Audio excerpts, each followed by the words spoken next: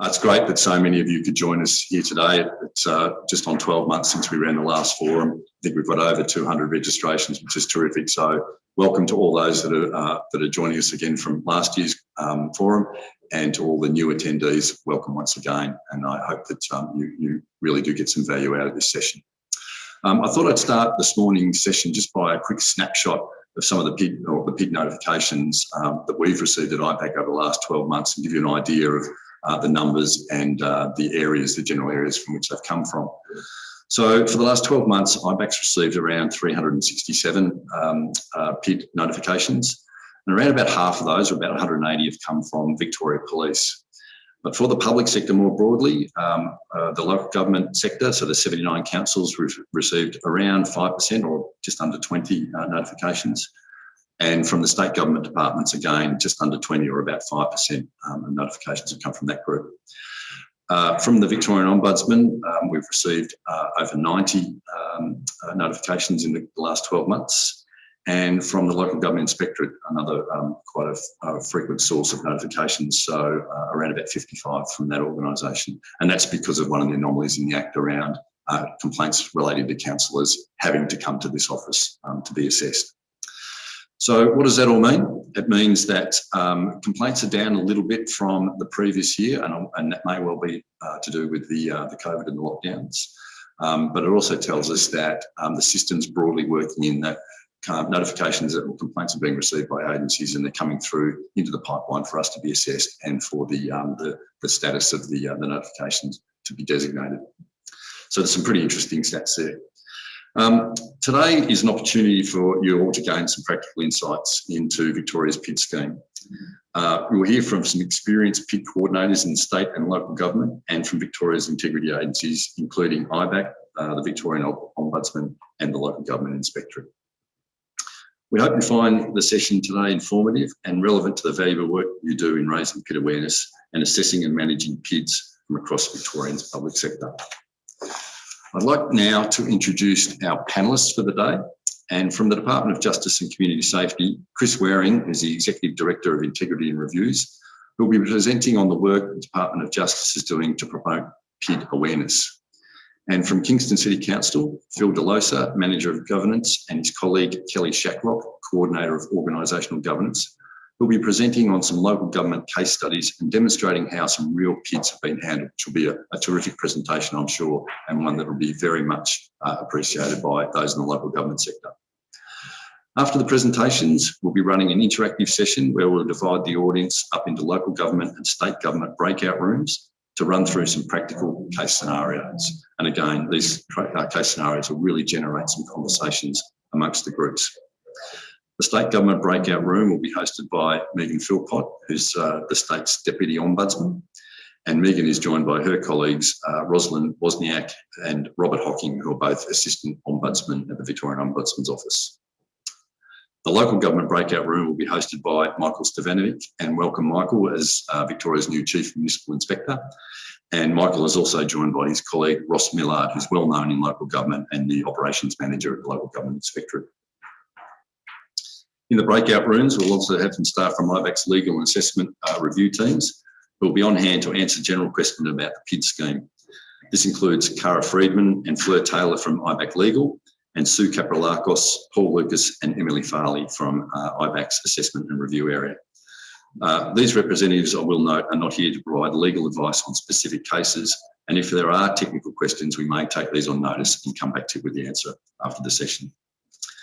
After the practical sessions, we'll bring everyone back together for the panel Q&A.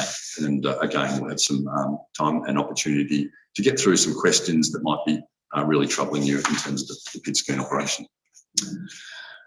We do acknowledge that there will be a wide range of practitioner experience in the audience today, from those who regularly handle PIDs to those who have never handled one before. And having said this, I think there'll be something of value in everyone for each of the sessions, and I hope that everyone comes away having enhanced their knowledge of the process. Throughout the forum today, you can submit any question you have for the presenters or panellists by inputting your question via the Zoom chat function.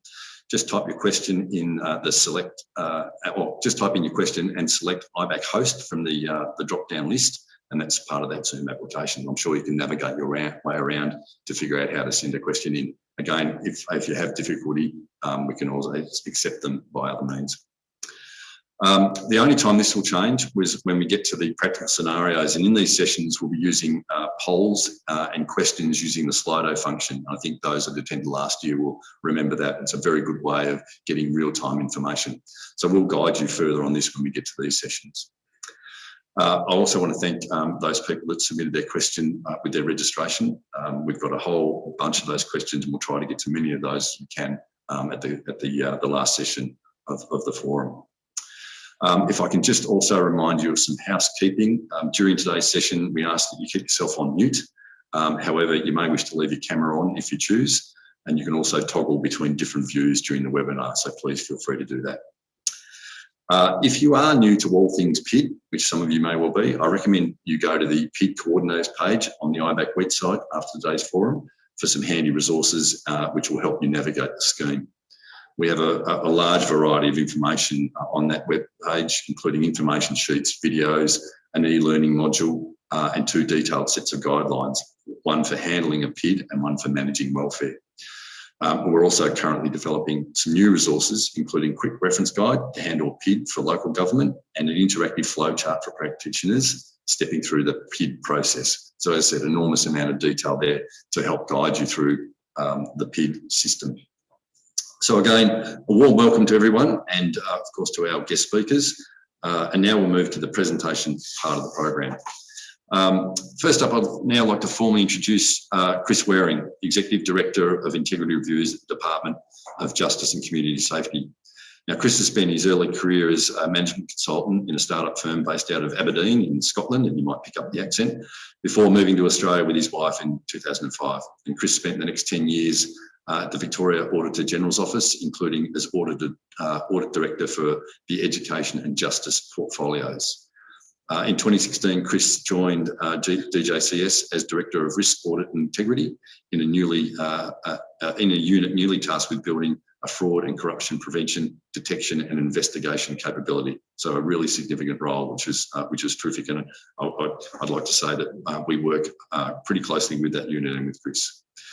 Chris assumed the function of the Protected Disclosure Coordinator for the department in March of 2018. And in August 2020, Chris was appointed to his current role of Executive Director, Integrity and Reviews. Chris retains his role as Public Interest Disclosure Coordinator at DJCS, although now this is shared across several staff within his integrity team to help manage the volume and complexities. Chris will be taking us through a presentation on the awareness raising activities that DJCS has embarked upon since the latest PID reforms were introduced in January of 2020. Thank you, Chris, and over to you. Thanks, David, and hi, everyone. I'd also like to start by acknowledging that Aboriginal and Torres Strait Islander people are the traditional custodians of the lands, waterways and skies across Australia, and that these lands were never ceded. I pay my respects to elders past and present, and I extend that respect to all Aboriginal people joining us today. I also wish to recognise that Aboriginal people have occupied this continent for over 65,000 years, and I acknowledge the immense contribution they made to the land's culture and society that we all live in today. I'm really pleased to be here and to be invited to speak today. I have a shocking cold, which I'm getting over, so I have loaded up with Lemsip, and hopefully I won't dissolve into tears or a coughing fit mid-presentation, but bear with me if I do. I also realised, as David was talking there, that I've probably got about 2 hours worth of material to run through in 25 minutes, so I'm going to probably move at pace, and I'm more than happy to take questions afterwards, or if people want to reach out to me offline, more than happy to talk about our experiences. So I'm going to talk today about life as a PID coordinator in a large government department, and for those of you who aren't in large government departments, I would encourage you just to think about the content of the presentation from a principal's perspective, and think about how you could apply the same some of the same elements in your operating environment. I'll run through a very quick background on the department and our setup, because it's probably quite different to what many of you would have. And then I'll talk you through some of the things that I think have worked really well. And then finally, we'll finish off with some of the challenges that we have, because let's be clear, there's no silver bullet with PIDs. They are hard to manage, and sadly, in some cases, they often don't resolve in the outcome that the disclosures are seeking. So the Department of Justice and Community Safety is a large, diverse government department. We don't have 60,000 odd teachers or healthcare workers like the Department of Health or Education, but we do have over 10,000 staff and a portfolio that ranges from managing the state's prisons to providing consumer protection, enforcing court warrants, running emergency management, right through to gaming machines. The department manages the development and implementation of a range of laws, regulations, and policies designed to ensure the justice and community safety system is working efficiently and effectively. As you can see from this slide, we're structured around 13 groups, which you can broadly split into 5 which deliver services directly to Victorians, 5 policy and governance groups, and 3 corporates, which includes legal integrity, which is where you'll find our PID program. If we could jump to the next slide. So this is just a really brief org chart. I just wanted to show where we sit. So I sit under the legal integrity area of the department. So we've got an entire team dedicated to integrity related issues. And within my remit, on the left-hand side in the red box, we have integrity investigations and integrity and corruption investigations. And this is where we've embedded our PID program within the department. Our integrity and investigations team investigates serious corruption and other integrity issues across the department. We also manage the referral of suspected corrupt conduct to IBAC, and we're responsible for coordinating the department's PID program. In the last 3 calendar years, we've received 44 PID complaints. 33 of those we assessed and referred to IBAC. So what I wanted to do was just to say we're probably in an unusual position in that we have 4 PID coordinators in the department. There's myself, the Director of Integrity and Investigations, and 2 staff from our Integrity and Investigations team. One thing that's really important to us, we've come to learn through this, is having gender diversity in our PID coordinators. We at one point had all males in that group and realized that that was potentially going to prove a barrier. So we've introduced a requirement to have a better gender balance in that group. Now, 4 might seem a lot, but there's some very practical reasons for this. Really, and they largely have to do with volume, but my role as a senior executive in the context of being a PID coordinator is largely to coordinate our engagement with IBAC and the Ombudsman, and also to act as a facilitator for engaging our senior executive group when it's needed. So my interest is largely in making sure the process works, that the disclosures are well supported, and that any risks to staff or the department are managed appropriately. And it's fairly rare that I would engage directly with a PID disclosure. Similarly, while the Director of Integrity Investigation is more likely to be involved in complex or high-risk PIDs, they will receive complaints directly, and his role is more focused on making sure that the process works and that everyone's supported appropriately. And that leaves 2 coordinators who are investigators, and they manage the bulk of the disclosure engagement, management, and preparing assessments for referral to IBAC. Another way that we're perhaps somewhat unique is that we have a large population of prisoners in our custody, and they will often complain to the Ombudsman or IBAC directly. This can then flow on to us in the form of providing information and support to IBAC and the Ombudsman's inquiries. And the structure that we've got here with multiple people at different levels allows us greater flexibility to respond in a meaningful way to those requests. Next slide. So I just wanted to touch briefly on, for us, the PID program is part of a much bigger integrity piece of work in our department, and I think it's really a really important aspect for everyone to sort of get a handle on is where the program sits in your agency.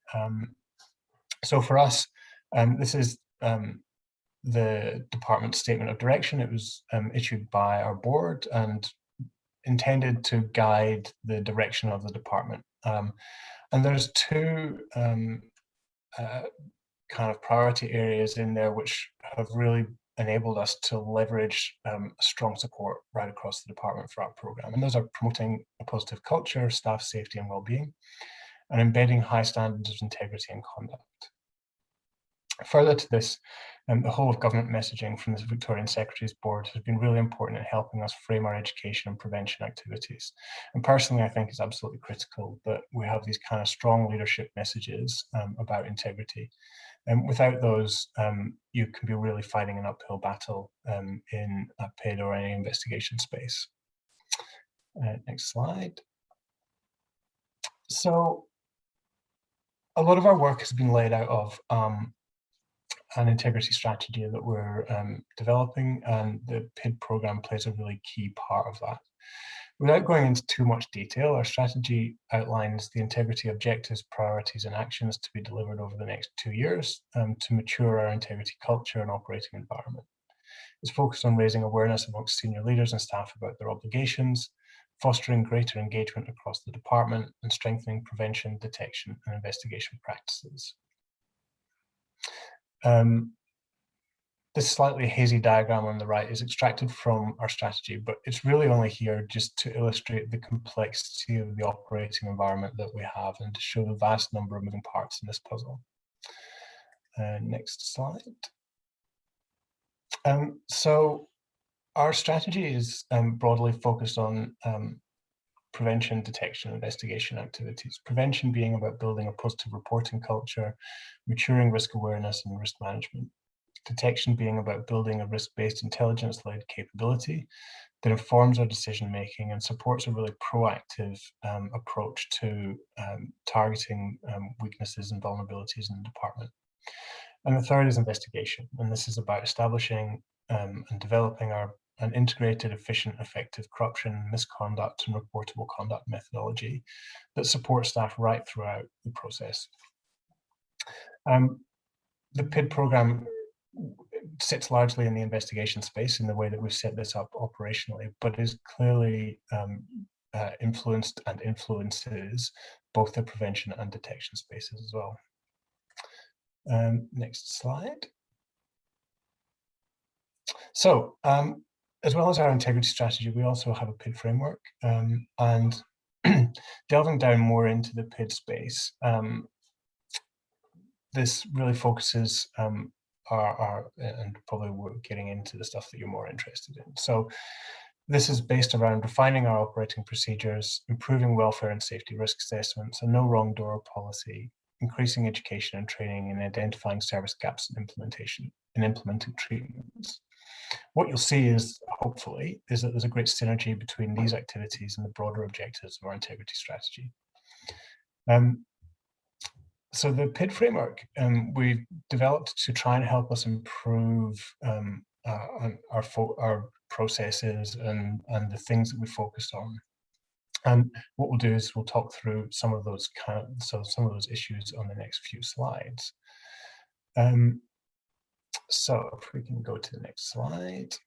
The first one I wanted to talk about is the no wrong doors approach. So for me, this is critical, and it goes far beyond the PID regime and actually applies to all of our integrity and misconduct activities. Historically in our department, the reporting of misconduct or corrupt conduct was really quite fractured. You go to one place to report a bullying matter, you go somewhere else to report corruption in a prison, somewhere different to report suspected corruption in a corporate sense. And often I think what happened was that anything was left over, or the most frustrated people would end up on the PID program. So in the last couple of years, we've undertaken a huge body of work to streamline this process. We've realigned our misconduct and corruption investigations team, and we've brought the PID program into that group as well. And so this means that we've been able to really narrow the scope of where people need to look and where they need to go to report things, with the emphasis being on us managing the issue behind the scenes rather than having other people searching for where's the right landing place for this issue. Importantly for us, this has also stopped a practice that we had seen develop where people would fish around their complaints to different areas to try and get a different response or a better response or more attention on their concern, which from a PID perspective poses some very real risks, because obviously the wider that information travels, the greater the risk to the individual. So we provide 4 options for staff to report improper conduct, and this includes to their manager if they're comfortable doing so, to people in workplace services, to a PID coordinator, and obviously always to an external reporting agency such as IBAC, the Ombudsman, or Victoria Police, depending on the nature of the allegations. Just in terms of how we process complaints, so this is probably a process similar to what a lot of you would be used to seeing.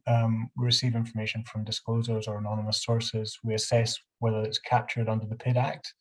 We conduct a welfare risk assessment for the disclosure, and then we'll provide support appropriately. We assess the risk to the department and others to determine whether we need to take immediate action, and this is often quite important.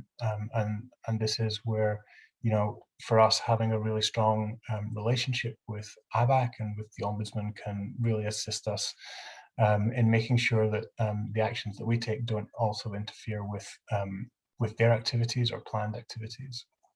Then we complete the referral, and then that really is probably the start of the journey in many ways, because obviously we then are involved in supporting the disclosure throughout the process and managing their welfare. Next slide.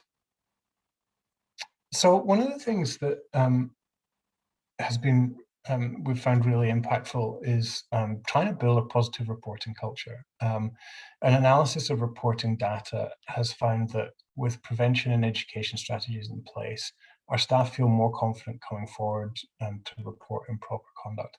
And we've actually seen this kind of holding up in the numbers as well, where in the times, in sort of early COVID period where we didn't have the same opportunity to reach out and target people and convey our messages as effectively, the numbers of reports dropped off, and we can see that a really strong correlation between the work that we do to communicate and to get our message out there and the number of people coming forward and reporting. So our objective here is to build a positive reporting culture where staff are aware of their integrity obligations, they're supported when they speak up, and where integrity risks are managed effectively. Next slide. So part of this is utilizing really regular and varied communications. And what's important is, what we found is really important for us is that we keep the profile high. And look, this is difficult. It takes sustained effort and it never ends. In recent times alone, we've done a Speak Up campaign, including internet articles, posters, and frontline workplaces. We've published 2 videos on our intranet featuring PID coordinators and focusing on the PID Act and encouraging people to speak up. Our PID coordinators engage with senior executive leadership groups, operational staff to promote PID regime. And also we've got an Integrity Champions program with, I think we've got over 100 staff representing on that now, and they meet monthly and talk through a range of integrity issues. And again, this is all about building familiarity and opening doors across the department. Next slide I was going to play a video for you, but I think with the time that we've got available, we might have to skip that, but I'm happy to share that along with any of the materials in the following slides that people are interested in having a look at in their own time. But I guess I just wanted to point out that, a key part of that communication process is being really clear about who you are and what you do, and having a kind of confidence in your own understanding of the PID program and being able to convey that to others. And that's kind of also exemplified on the next slide, which is focused on providing... Encourage anyone who thinks that they've witnessed improper... That's Lucas, our Director of Integrity and Investigations, who is here, so you can also jot some questions down in the chat for him if you feel like it. So yeah, so clear guidance is really important. And on screen, these are just a snapshot of some of the policy and guidance documents that we've prepared. For us, it's really important that we keep those short, 1 page, 2 pages maximum, and that they clearly articulate the who, what, and how message. In this case, you can also see that our fact sheets and PID guidelines also align really clearly and closely with our Speak Up guidelines. So all of the integrity messaging we do follows the same vein and the same threads of communication. Next slide, please. So this is a really interesting development we've kind of been working on, which is as well as developing materials to support disclosures, we've also been developing materials to support our investigators and our PID coordinators. We do get a lot of PID matters, and we all do have a large team, so turnover in that space is inevitable, which is why we need good documentation. But I think in a smaller organization, if you only have one PID coordinator and they leave without documentation, you're essentially going right back to the start, and can be a really risky potential situation for you. So we've developed an assessment sheet to guide our coordinators through key questions to ask and boxes to tick, because unlike an investigation, which can often be nuanced and complicated, we find PID assessments are generally more rules-based and straightforward. We also apply an if in doubt, refer it rule, in which we apply to disclosures as well. So if we assess that it's not a PID and a disclosure wants to push it up the line anyway, then we'll do that. And then finally, we've developed a cheat sheet, and I'm happy to share these afterwards, as I've said. This basically covers all the basics of the PID regime, and it's based off some of the fabulous documents on IBAC and the Ombudsman's websites that you can all access. Next slide covers our welfare and safety risk assessment process. Our PID function is victim and complainant centric, with a focus on welfare of staff who come forward. One of the things we're trying to do is to develop a larger pool of well-trained welfare managers to be allocated to disclosures. This has been slow, largely because of staff movements, and getting the right people can be tricky. They need to be the right level of seniority, but they also need to have the right kind of personality to be able to deal effectively with disclosures. Sorry, we should be on the next slide, actually, yeah. So we've been trying to build this pool, and it's, as I say, it's been slow going, but it's something we're really committed to. In terms of managing people's welfare, this can be quite difficult, and for us, we find it most difficult when complainants have gone directly to the Ombudsman or to IBAC, because then we don't have necessarily the same understanding of the context and the environment that they're working in, which can make it much more difficult to understand the risks and how to best support them. Next slide. So this is my last real kind of slide that I wanted to talk you through here, and sorry that this has been such a high-paced run through. Look, you all know that the PID space is incredibly challenging and complex, and for us, these are just some of the challenges that persist and that we struggle with day to day. How do you get well known? For us in an organisation of 10,000 plus staff, that is an ongoing battle. We, particularly in our correctional environments, we send our PID coordinators out, we produce videos, but still, if we encounter scenarios where the Ombudsman will, or for example, refer someone to the PID coordinator, and they go, well, I don't know who that is. I don't know that person. They don't work in corrections. They're not one of us. So that's just a constant challenge, and we're really focusing our education and communication on building that understanding of who we are. Similarly, reaching people in the regions can be really hard. It's important that we get out there and we don't just sit in the CBD, in our CBD offices. COVID's been helpful for that because it's allowed us different and new ways to engage people online. Identifying, training and supporting the support people. We talked about this already, but it's really critical that the people who are providing welfare support are really knowledgeable and know what they're doing and feel well supported themselves. And the no wrong door approach. can also have its own challenges. Excuse me 2 seconds. The joys of working from home mean that someone is about to start up a hedge trimmer in the back garden next door to my house. So I'm just going to move and finish off. So look, yeah, the no wrong door approach is something we really have tried to work hard on building, but again, it can be a real challenge, particularly when people do start to explore different options if they don't think that if they don't get a response that they're happy with. For us, you know, we get a lot of expectation from our senior executives and even from our ministers about you know, if people make complaints, if PIDs come forward to them or they become aware of them, they want to know what's happening and that we're dealing with it. And so that can be a real challenge for us to manage. Managing disclosure expectations is always tricky. You know, they come with the best of intents and the best of hopes, and often the outcomes for a variety of reasons are not quite what they were looking for.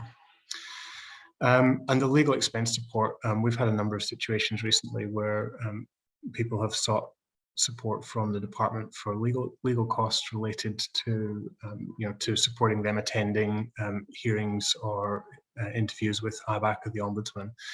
And we're doing some work at a whole of government level to provide some better guidance around that, because what we found was it's really unclear, especially when you get into the space where you're not sure whether a person is the subject of the investigation or just a witness. And if we can move to the last slide. So in summary, basically what I wanted to say was put safety and well-being first, always. Try to generate a range of support materials over time. You know, these things that we've got, they didn't all just happen overnight, and we don't have a dedicated team of specialists doing this stuff. It's taken quite a long time to pull these together and to refine them to the point where they are now. Communicate clearly and often with your staff. Get known. Make it easier for everyone. Disclosures and investigators, you'll notice you know, the guidance materials we've got target both groups, not just the disclosures. And don't be afraid to ask for help. There's just a huge array of support options out there for you, both from IBAC, the Ombudsman, but if you're in councils, other councils, and other government departments and agencies, I've found that people who work in this field are always really open to having a conversation and helping each other out. So that is my very quick snapshot of our integrity program. Wonderful. That's a terrific presentation, Chris. Thanks for working your way through it. I know you're not feeling 100%, and you did provide a classic virtual forum moment for us. Look, the information you provided then in terms of what you've done as a department, particularly around the preparation, the definition and designing of roles, the work you've done in educating and promoting the scheme is fantastic. We've had a number of comments come through asking for copies of your presentation, so I appreciate your comments in terms of sharing that. We're not about reinventing the wheel here. The material that you just showed, just some of those snapshots, that guidance document and the support for investigators, they're really complementary to the material that we have on the IBAC site, so that'd be terrific if you share that amongst our group. And again, really, really useful documentation. We've had quite a few questions come through as well. What we might do is hold those over. We're running a little bit behind schedule, so we'll hold those over for the panel session at the end. But once again, Chris, thanks very much for a terrific presentation. I'm sure everyone got a lot out of that. Even those last summary points you made were just so pertinent. So thank you for that. But I guess one of the things that is going through people's minds is when you're talking about resourcing and people to do the roles and funding, etc. There's a lot of agencies and smaller agencies in quite different positions where that's just not available. So again, the whole intent of this forum is to share the information and help those agencies out. And now I know I hear this from local government a lot. Local government agencies, in particular the smaller regional councils, are simply not resourced to have specific roles, and they certainly generally aren't as prepared as what the larger departments are. So it's really important that we hear from that sector, and that's a nice segue into our next presentation, which is coming from Phil DeLosa and Kelly Shackbot from Kingston City Council governance team. Now, Phil and Kelly will be taking us through some real PID examples that will help to demonstrate the practical measures agencies must take when complying with the PID legislation. Phil will be known to many who work in the local government space. He commenced his career in local government in 1983 and has held senior position with several councils. He's been Manager of Governance at City of Kingston for a bit over 10 years, which involves both the Democratic Governance Council Administration and the organisational governance, which is the corporate governance space. Kelly is currently Kingston City Council's Coordinator of Organisational Governance, which involves coordinating compliance with the PID scheme. Two very experienced people in the PID space, and I'll throw over to both Phil and Kelly for your presentation. Thanks, David, and thanks for that introduction. It's an absolute pleasure to be here this morning with everyone. I just wanted also to start off by acknowledging the traditional owners of the land on which we meet today and pay our respect to elders past and present. As David said, I'm joined by Kelly Shacklock today, who's a colleague of mine in the governance team. Kelly, you there? You're ready to go? I am, Phil. Good on you, Kel. I just wanted to say, Kelly joined our team nearly 2 years ago, and since Kelly's joined Kingston, public interest disclosure has taken off leaps and bounds, and I'll say thank you to you, Kel, for what you've done in that space. I'd also like to acknowledge all my local government colleagues. I know there's quite a few of you out there, colleagues in other agencies and state agencies, and one of my former colleagues who's now working at IBAC, Megan O'Halloran, thanks for dobbing me in for this, but but happy to share some of our experiences at Kingston. Also, I'd like to say hello to my team, my governance team, who are critiquing this presentation so that we may be able to use it for our own internal purposes at council. So Kelly and I are going to present some thoughts and share some of our experiences around public interest disclosure at Kingston. We're going to provide two examples, one from me and one from Kelly.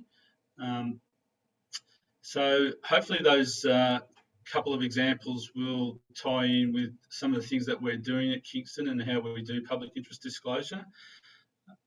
So I'll start off and Kelly will go after me. But so I just wanted to start off by saying, in our busy world of governance in local government, public interest disclosure is probably one of the more, I was trying to find the right word this morning. I've said obscure responsibilities that we have.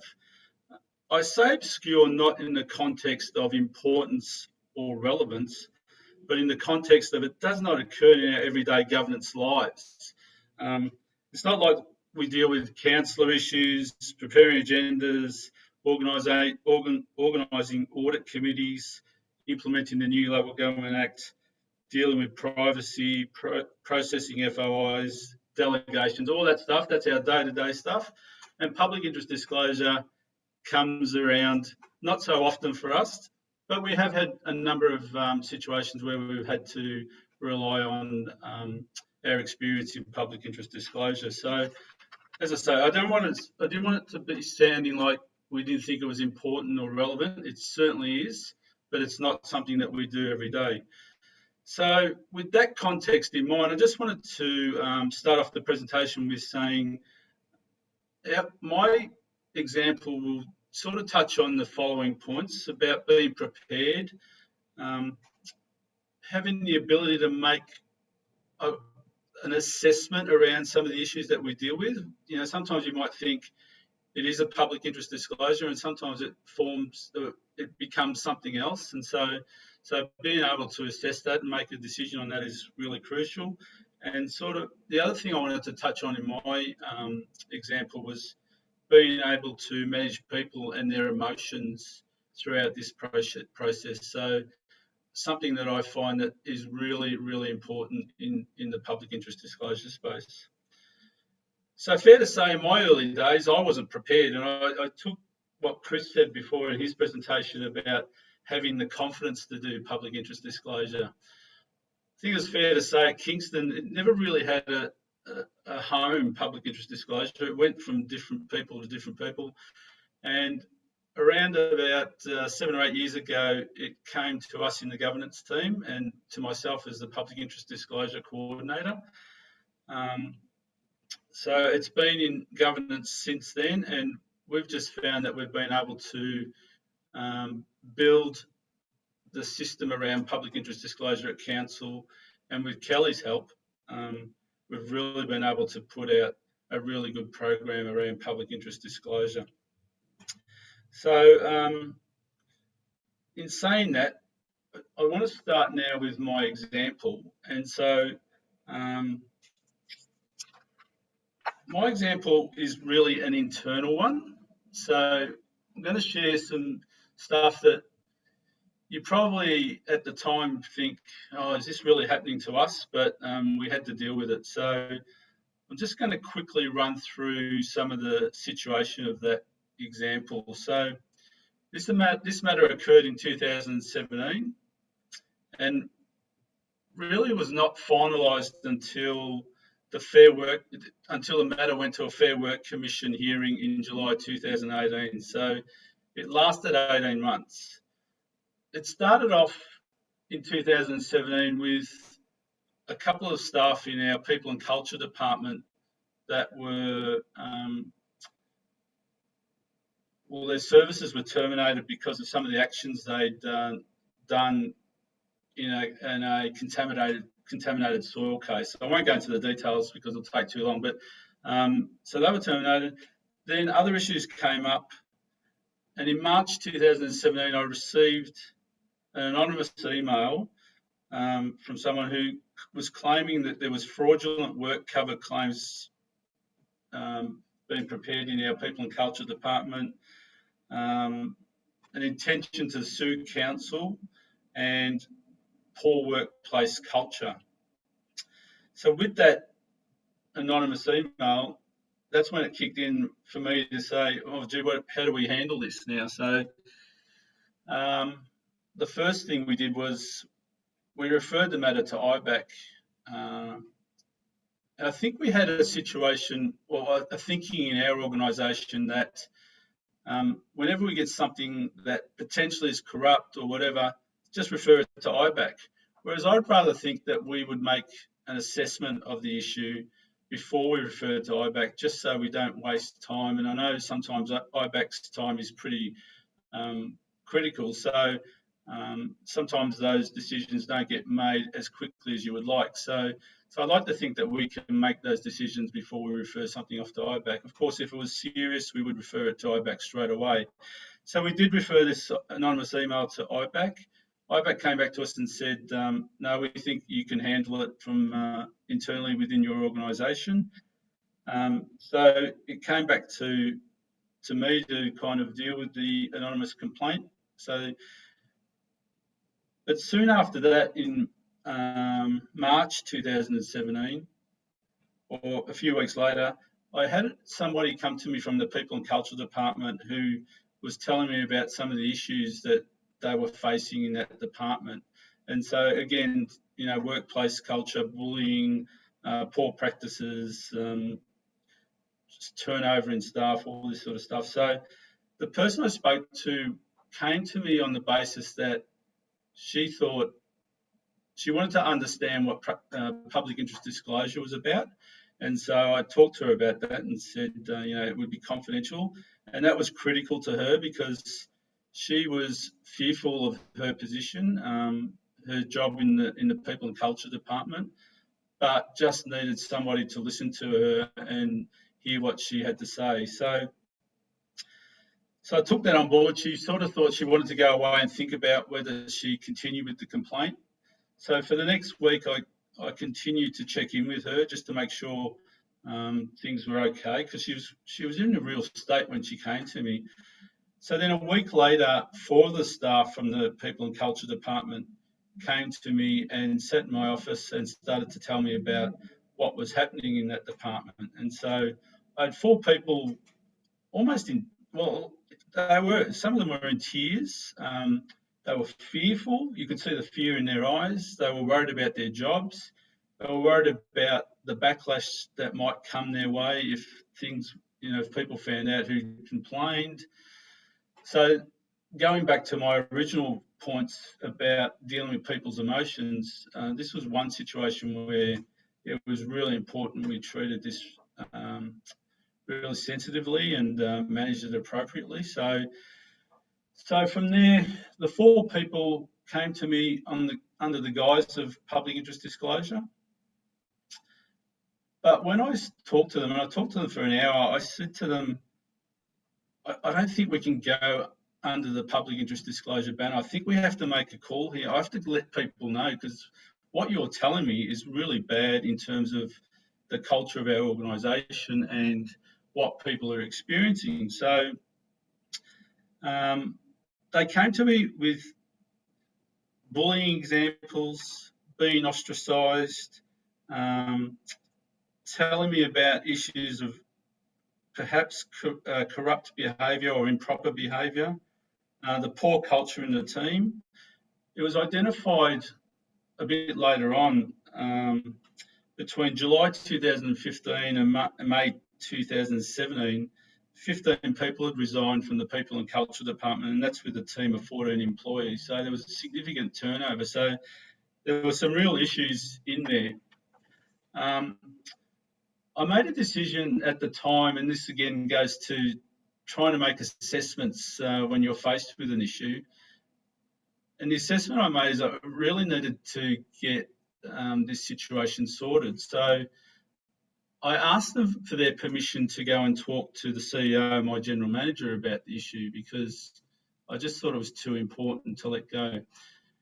So from there, they said yes. I straight away walked over to my CEO's office, and my general manager was in there at the same time. And I said, look, you guys need to come over and talk to these people. They're telling me about some issues that we really need to address. So the general manager came over to my office and sat down with the 4 people and spent the next hour talking to them and listening to them. That then translated to us taking it to the lawyers to get an understanding of how we should handle the situation. So it was moving from the protected or public interest disclosure space now to an investigation internally. And where it landed was, following an investigation that we did, I can still remember this day, where it was a Friday and 4 of our senior officers went to the 4 people that were acting inappropriately in the People and Culture Department. They were each assigned one of the people and marched the people out of the building, telling them that they had to pick up their belongings and leave. From there, those people were put on leave with pay whilst we continued the investigation. The investigation found that there was improper behaviour, and so the services of those 4 people, which included the manager, were terminated. Unfortunately, that wasn't the end of it. The manager decided to take the matter to Fair Work Commission, and it was a case where we were a bit nervous about and wondered how it would go, and I knew the CEO was really nervous about that. But the Fair Work Commission found that we'd acted appropriately and dismissed her claim for her dismissal. So look, that was the example I wanted to share with you. It was, as I said, it started out as a public interest disclosure, but moved into another area. And I guess we kind of face that decision making all the time. And so I often look back on that situation as probably one of the more, would I say interesting? Probably more than interesting. It was something that we were invested in. I often think about the pain that it caused, the unsettling nature of that issue in the organisation, but in some ways fantastic that we were able to make that call and move on, and now we've got a really great people and culture team. So I also wonder sometimes if I could have done something a bit earlier. I'd heard about different issues that were happening in that department, and sometimes you wonder, should you step in and say something or do something? But I didn't know how bad it was until these people came to me, but realised that when they did come to me, we really needed to do something about it. So yeah, often look back on it and think, could we have done things better? But we're very happy with where we landed now. So, so that's my case study. I now wanted to hand over to Kelly, and she's going to talk about another experience that we've had at Kingston. So, Kel, I'll hand over to you. Thanks, Bill, and thanks for sharing that story. I have one question, if that's okay. Yeah, Just sure. around, obviously these 4 people would have had a lot of trust in you to come forward and have a chat with you after experiencing that for so long. What were your observations of them and their emotion once you had an outcome? Yeah, Kel, it's something that we've been very strong on and working together on in Kingston, at Kingston. Public interest disclosure, and I think Chris touched on this too in his presentation earlier, it really needs that element of trust. People are really fearful coming forward on these matters, and the first thing they'll say to you is they don't want anybody to know about it. And so, but it took a lot for those people to come to me. It was kind of almost the last resort, which again was another thought in my mind, could we have done something better to help people come to us earlier? And so, my reflection of that was you need to build trust for people to come and talk to you, open up and tell you what the issues are. And so I'm quite proud in what we do at Kingston, Kel, and you're a part of this, in that we do work hard at building trust for our governance processes, including public interest disclosure. I've always said that I think the key to governance is not just the rules and legislation and all that sort of stuff, but it's about the relationships and behaviours. And we work really hard at relationships and behaviours and try to make our organisation the best it can be. So, yeah, thanks for the question, Kel. Good one. Thanks, Bill. Can I please have for the next slide? Thank you. My example is around the role of public interest disclosure, and I'm a public interest officer, and trying to assist an integrity agency when they are investigating a matter that has been triggered by a public interest disclosure. So I'm just going to set the scene, and this occurred last year. For our governance colleagues out there, will realise how much of a hectic year it was. We had a 1 in 30 year Local Government Act introduced and a whole heap of implementation responsibility, especially from the governance area. We had a 1 in year global pandemic and 1 in 4 year elections. So, the heat was on and it was very busy.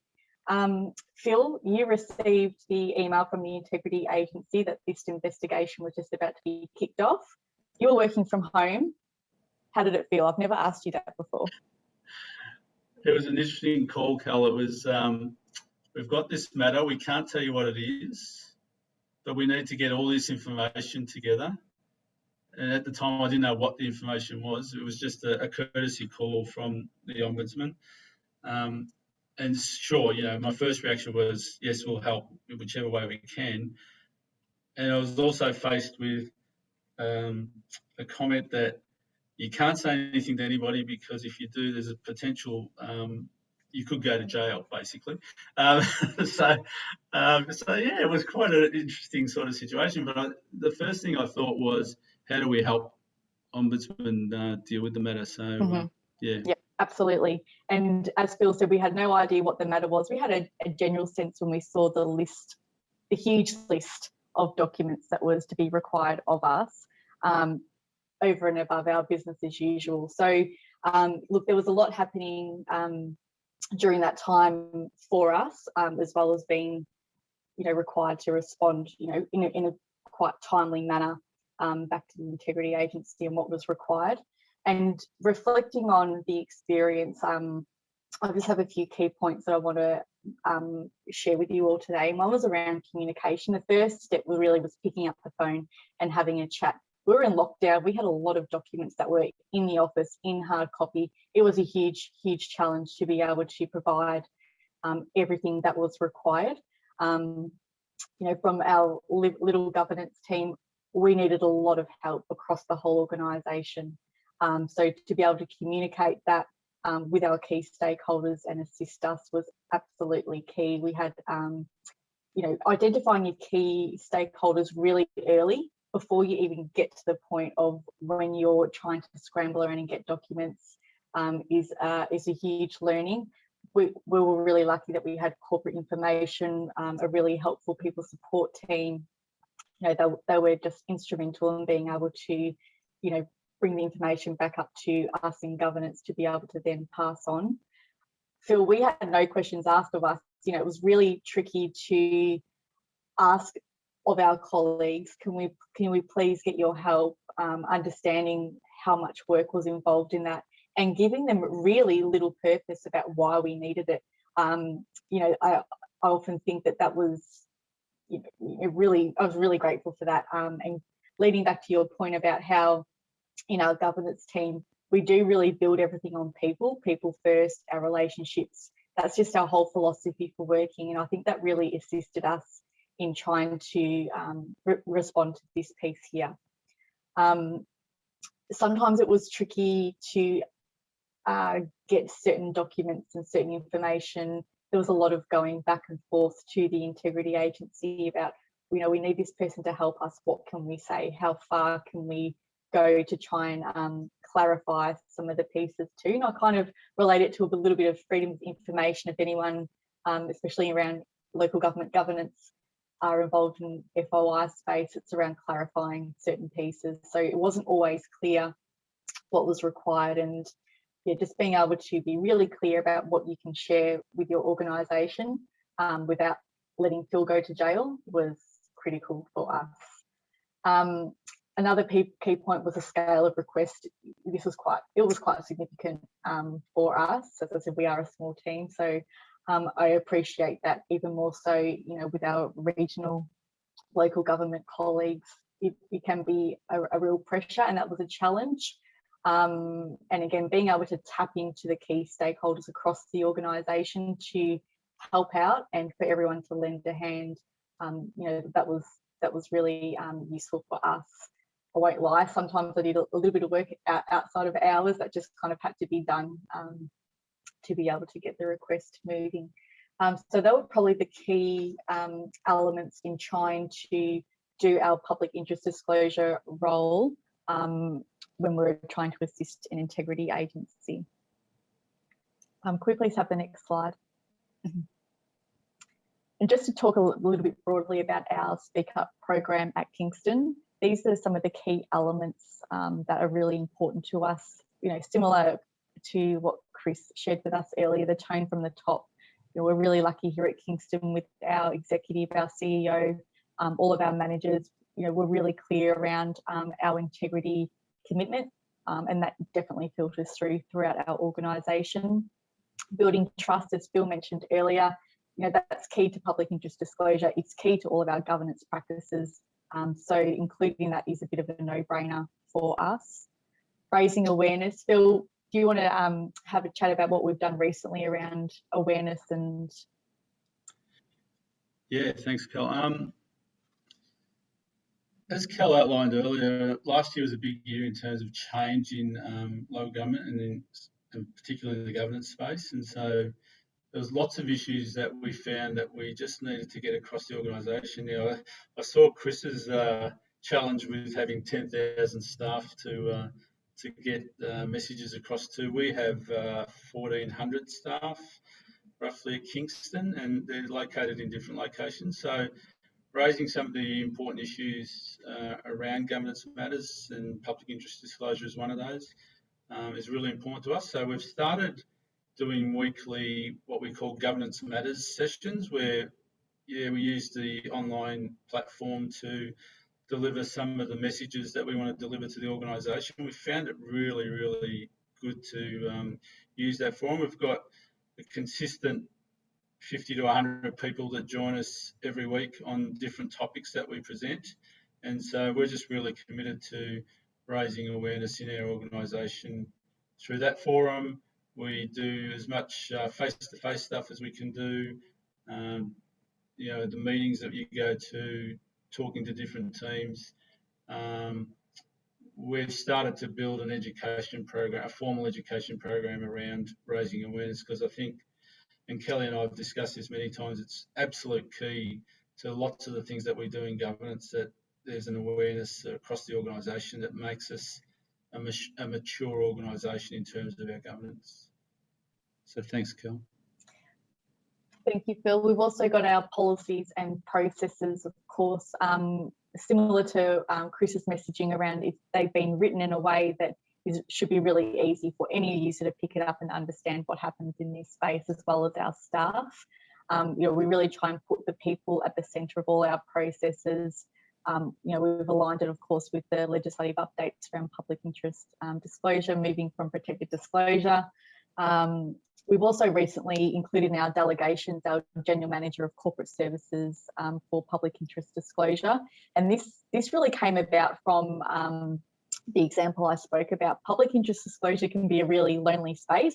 There's Phil and I here at Kingston, and now we've got our GM that we can speak to about certain instances that come up too. And that's really important, just to be able to share it and make sure it's appropriate, allowing diversity, as Chris mentioned, to the different avenues that people can come to you and speak up. I'll just touch on the importance of welfare. This is something I'm completely passionate about. Again, putting people at the centre of it, acknowledging how vulnerable and how much courage is needed for anyone to come and speak up about any form of improper conduct. Our philosophy around this is to be really proactive.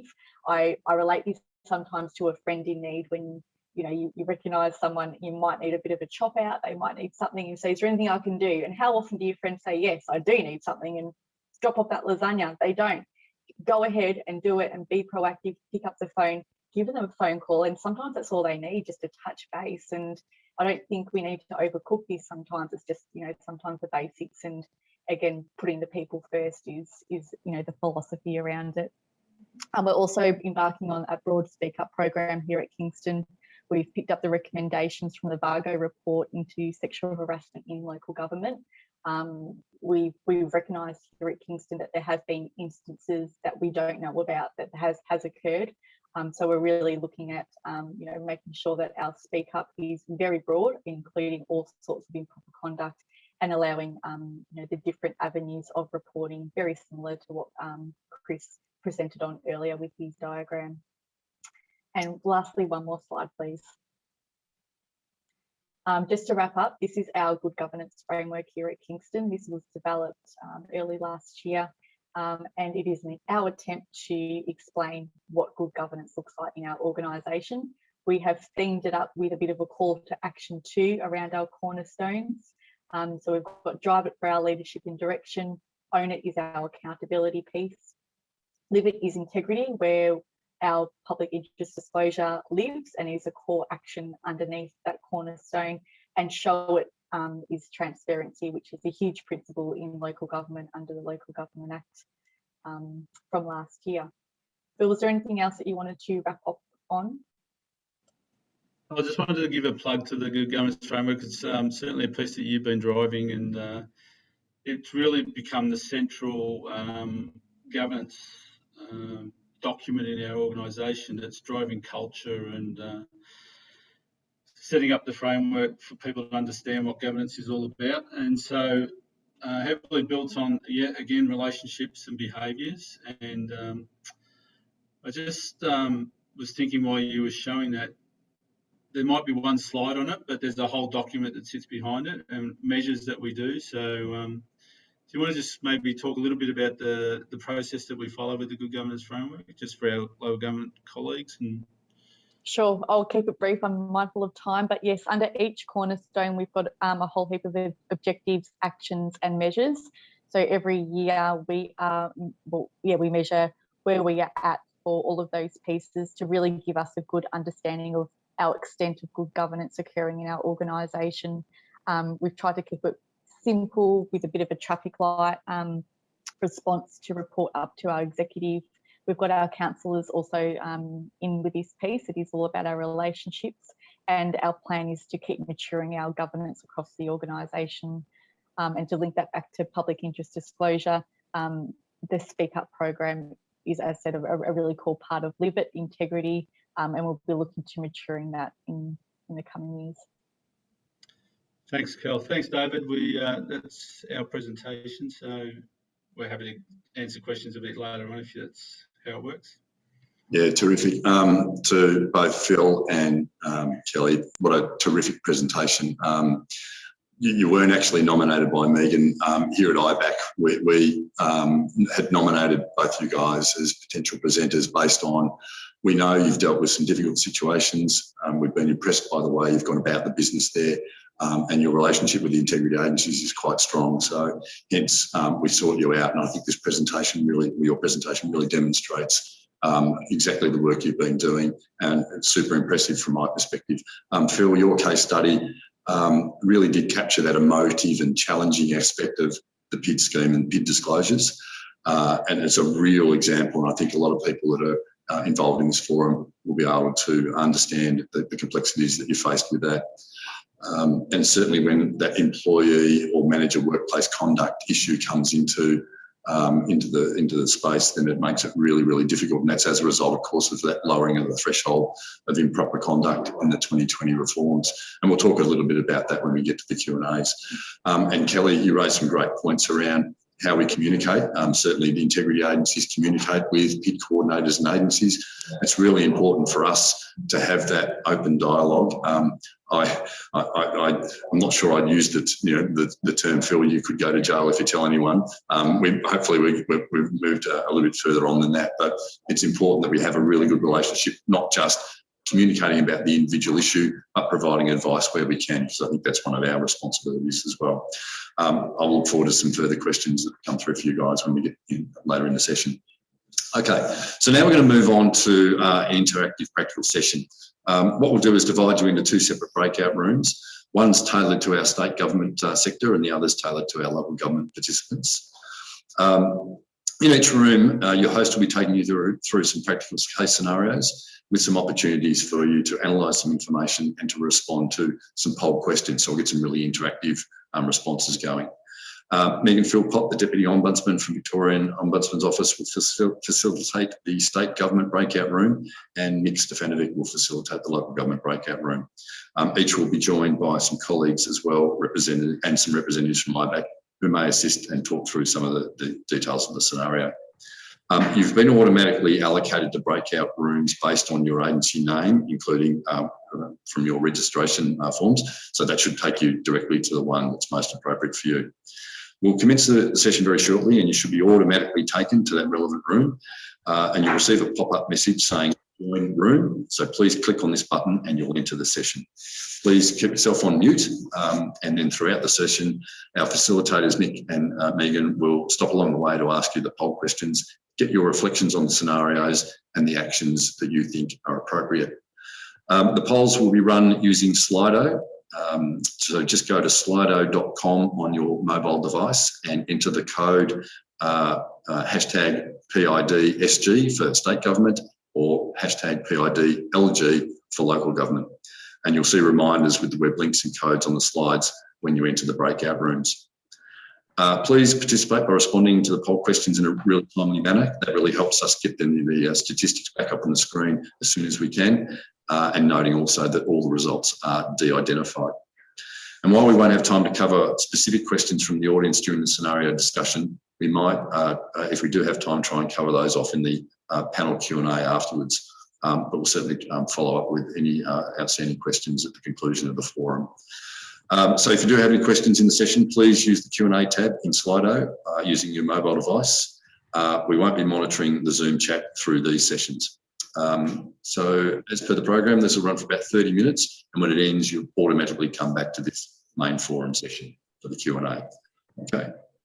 Well, welcome back, everybody. Hopefully those breakout sessions were of use. As you can imagine, the technical work that goes on behind the scenes to set that up and do the live polls is quite incredible. It might have seemed a bit clunky, but the information discussions were terrific, as I understand, in both groups. From the local government group, what I can say is that we saw some quite varied responses, and that's that's good in a way. It identifies where some of the gaps are for us in terms of our education needs for that sector. And I understand there were some variations too in the state government sector as well. So again, quite a positive. It means that we can start to identify those areas that we need to work on in terms of our education work. Okay, so our final session for the day will be our panel session. I'll start by asking today's presenters some of the questions that we've received from you prior to the forum today, and then we've had questions that have been coming through as the forum's been going on.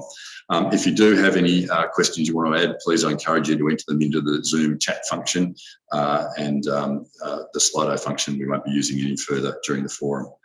The first question that I've got on my list is it's for the entire integrity system for all the agencies that are represented here today. And the question is, could you please provide some insight into how the integrity agencies interact when it comes to assessing a PID and ensuring the right agency handles it if it's deemed to be a PIC? What are some of the pathways that a PIC can take?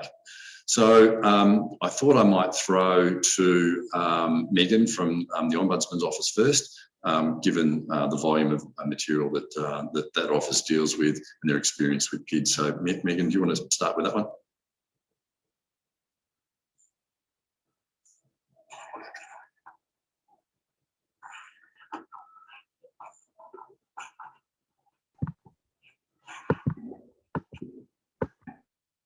Thank you, David. Apologies for the delay in pressing the correct button.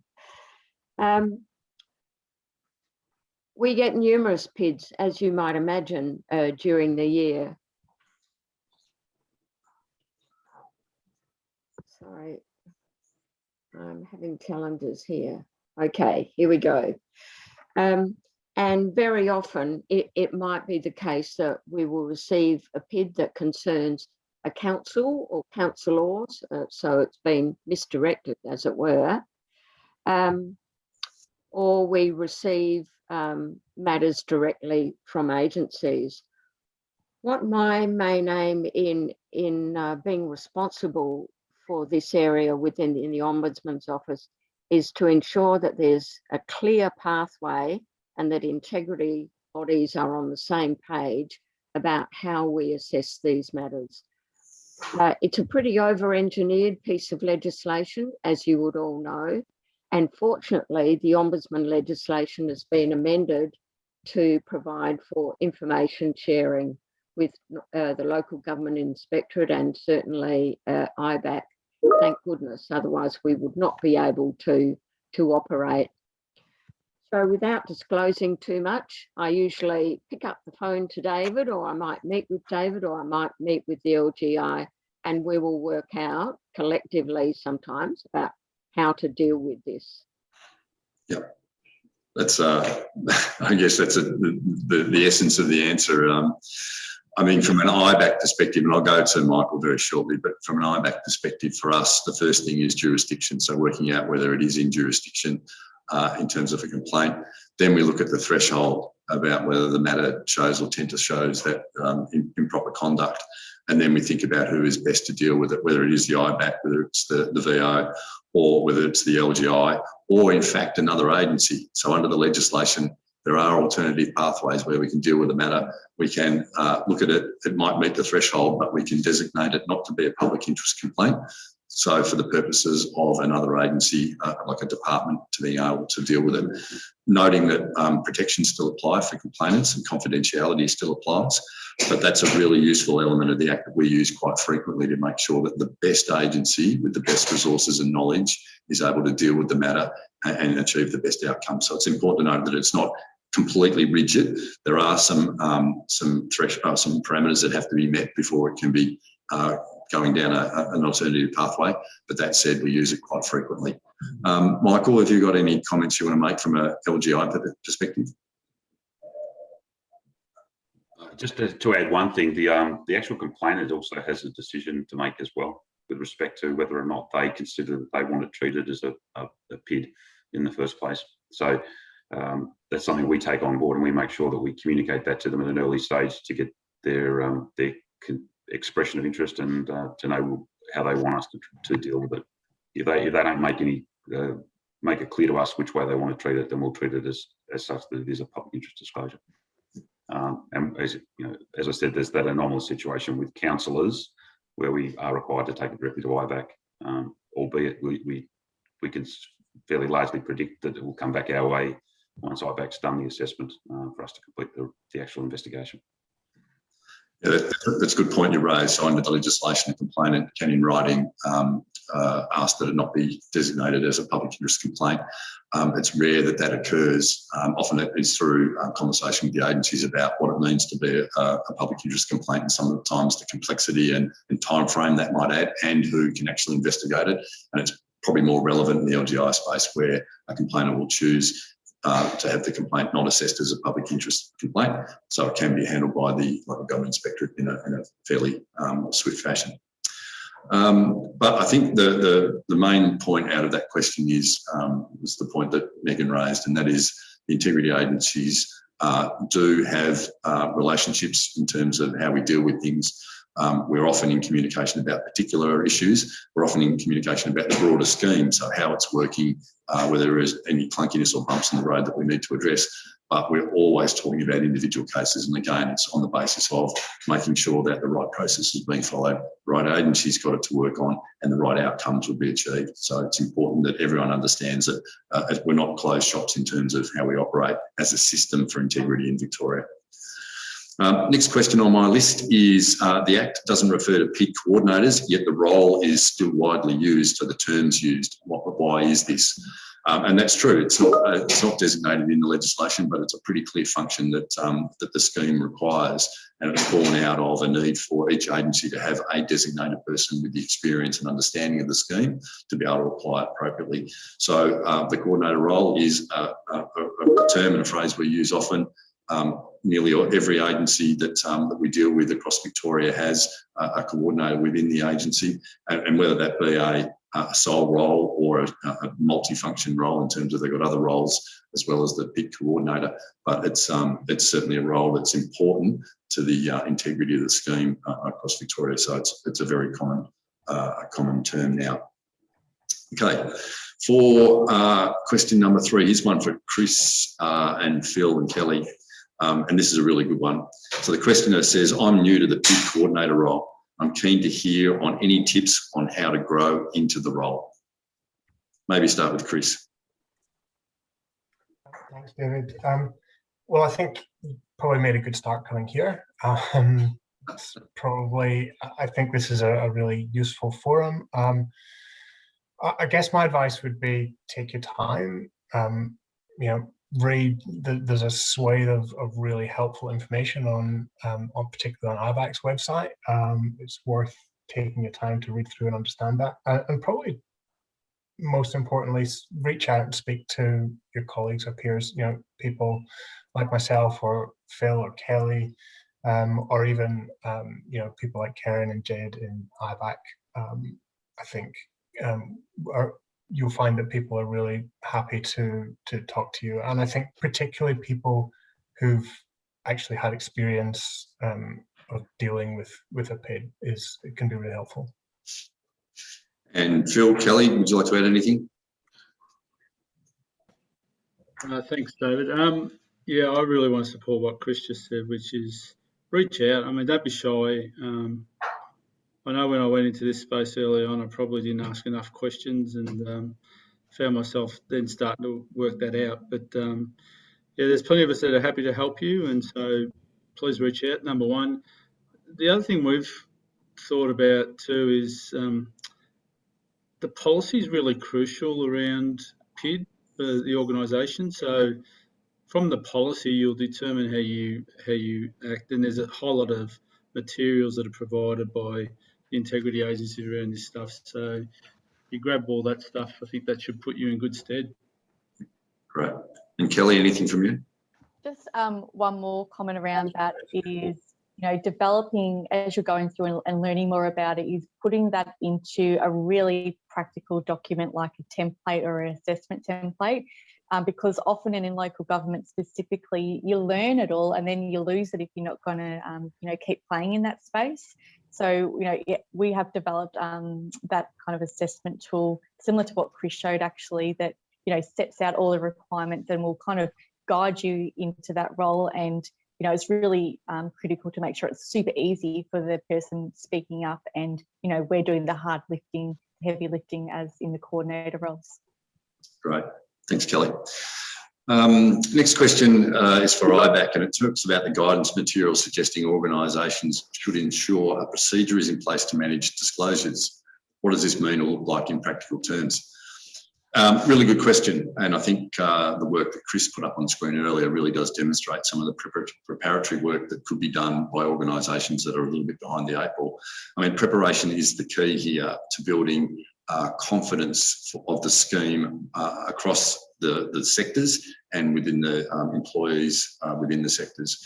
And that confidence about the way a matter is going to be treated, the confidentiality, the process and the investigation of it is really important. And I've seen many occasions where organisations haven't quite been prepared for it. A matter has arisen and it's not been dealt with well. It's been quite clunky, and in a number of occasions, the identity of the disclosure has been released to people that ought not know the identity of the disclosure, and that's had a really adverse effect.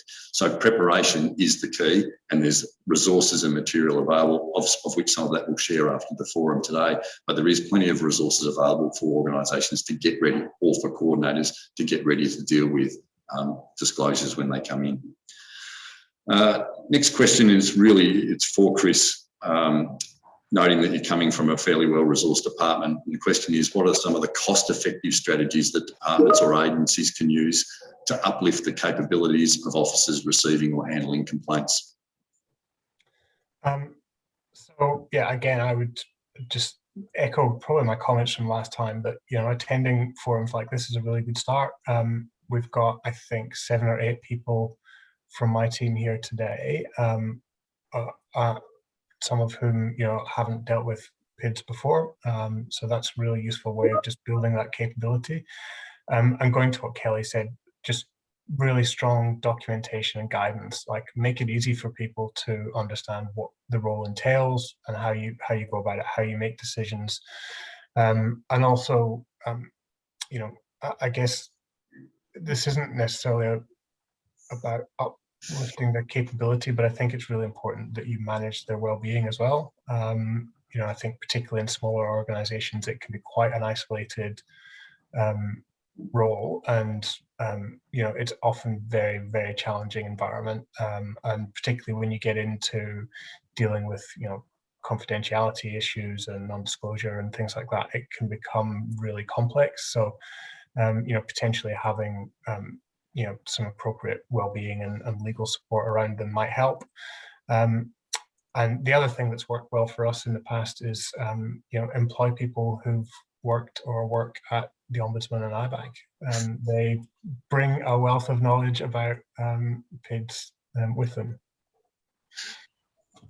I'm not sure I can endorse that, but anyway, thanks, Chris. Really good advice. The next question is one that was lodged earlier before the forum, but I'm noting there's a number of questions that relate to this that are coming up through the course of the forum. It's a really interesting question. And it's, how do we as IBAC differentiate between corrupt conduct reported under the mandatory notification obligation? So public sector body heads have an obligation under the IBAC Act to report suspected corrupt conduct. And how does that interact with improper conduct that's reported under the PID obligation? And that's especially if an agency is not one that can assess PIDs and must advise disclosures to approach IBAC directly. So we've got a number of variations on that question about, is it first and foremost for the agency to refer the disclosure to IBAC, or does the public body head have to report the suspected corruption first, and then what happens back in the organisation in terms of who tells who? So that is a great question for my legal team, and hopefully we've got Fleur online to answer that one. Yes, thank you, David. Let me just, there we go. Hi. So I suppose the, obviously, as you've identified, the definitions of improper conduct and corrupt conduct are quite overlapping. The improper conduct encompasses corrupt conduct in terms of the definition. So, and then to complicate matters even further, the definition of corrupt conduct in the IBAC Act actually picks up on a few different types of conduct that are then reiterated in the definition of improper conduct. So it's very confusing, even for those of us who supposedly specialise in the Act. What I will say, though, is that I suppose, as you've identified, David, the point of difference is that corrupt conduct is something that the relevant principal officers of each agency are obliged to notify us of under Section 57 of the IBAC Act. So that's if they have reasonable grounds to suspect that corrupt conduct has occurred. That's a much higher threshold than another agency notifying us of a PID where they suspect that, or where they consider rather that improper conduct may have occurred. So I suppose the difference is that we would be expecting a much larger number of PIDs coming into IBAC from the PID coordinators around the state than we would expect allegations of corrupt conduct being notified to us under Section 57 of the IBAC Act, if that makes sense. So I suppose if your agency is an agency that's not able to receive specific public interest disclosures, I should say, and you're obliged to actually tell those people that are disclosing to you to go to IBAC directly, you can still notify IBAC under the misdirected disclosures provision of the PID Act. I don't know whether I've actually answered the full question or not, David, if I've possibly confused things for people a little bit further, but yeah, if you wanted to pick up on anything else, David. No, you've probably covered some of the key elements, but also exposed that it's not an easy question to answer. It probably needs an hour in itself because it is really complex around particularly how the IBAC Act and the PID Act don't intersect. It's quite challenging for us. One of the elements in terms of the corrupt conduct definition, the mandatory notification and complaints under our Act, is that we may consider them under the PID Act. Doesn't mean we have to, but we may. And of course, we look at the circumstances of what's the material we're receiving, who the actual complainant is, because often it's not the public body head, it's coming in via another source within the organisation. So we'll look at whether it needs to be assessed under the PID Act to make sure the additional protections apply. It is complex, over-engineered, as Megan said before, but that's where our expertise comes into the frame in terms of the delivery of the scheme. So there were many, many questions in respect to that, I must say, and it's clearly an issue that, again, we can start to think about how we might provide clearer advice to the sectors about. Again, it's not an easy question to be answered.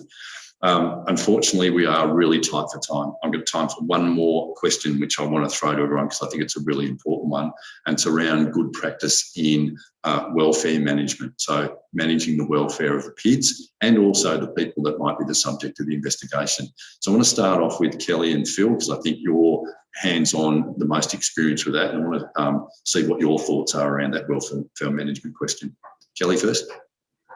Sure, thanks, David. I think it's really important to, not have a cookie cutter approach to this, and that every person is going to respond really differently when they're speaking up about improper conduct or corruption. I said earlier, to be proactive. These people that speak up, they're often really vulnerable, and they're feeling, quite can be in quite a low space. So, I do find that they don't often put their hand up to say, I need help. So, as a coordinator, we do have we need to acknowledge our skill set. We aren't counsellors, but we can certainly always check in and offer as much support as possible. And doing that welfare risk assessment, Chris shared with us earlier a really great assessment around considering the person's working environment, considering the person's personal environment. That all comes into play for welfare. I think throughout COVID too. Just being aware of the isolation is just another really practical and current point to raise. Terrific, thanks. And Phil, anything you'd like to add? I think Kelly's covered it, though, but I guess when I reflected back on my example earlier and people coming to you with those things, you have to be really, really aware of what they're saying, listening to what they're saying, and be sensitive to their issues and giving them a level of comfort that you're kind of aware of their issues, and so you're supporting them with what's happening. So without sort of giving them an answer that we're going to support you totally, because we don't know, it has to be investigated, but I think it's really, really important that you offer that support when they first come to you. Great. And Chris, anything from your perspective from the department, how you handle welfare? Yeah, probably a couple of things. I think just following on from what Phil and Kelly have said, really, just being aware that, certainly in our experience, when people make PID disclosures, they are generally pretty close to the end of the tether. Like, people don't take it on lightly. So that kind of brings people into the program with, in a fragile state to start with. And I think in that context, it's really important to set realistic expectations with them about how long investigations might take, what the likely outcome might be, and what the process would look like. Because I think the process often involves long periods, short periods of very intense activity, and then long periods of nothing. And I think another kind of trap it's easy to fall into is sort of falling into the idea that, if IBAC or the Ombudsman are investigating, that they're going to manage the person's welfare. And, the reality is they have a different relationship to us with the person, and they may well only ever have half of the story about how a person is doing. So it's really important that there's, a trusted person within the agency that they can reach out to. And finally, we've thrown some wild and wacky ideas out there to try and find different ways to manage people's well-being, and some of them have involved, moving them to completely different departments in some instances, in order to get the best outcome for them. So don't be prepared to kind of think broadly, and don't just take a narrow kind of sort of employee well-being service type approach to well-being. Great. Really great advice. Thanks, Chris, and thanks to all the panel members that provided responses. Unfortunately, like all great forums with lots of interactive content and really burning issues, we've run out of time. We've got a whole range of questions that we haven't got to. We'll commit to condensing those into some format which we can share with the attendees, and certainly our responses to them as well. The last point, in summary, I want to reiterate is that it is complex, this space. There is advice available. Our PID coordinator community is growing in expertise and size and quality, and it's great that we can share information on real issues, and certainly that the coordinators have access to the integrity agencies to discuss the tricky things and work out pathways early on. So I think, I think about where we've come in the last 12 months, and we're certainly evolving at a really good speed and becoming a really good community of practice in this space.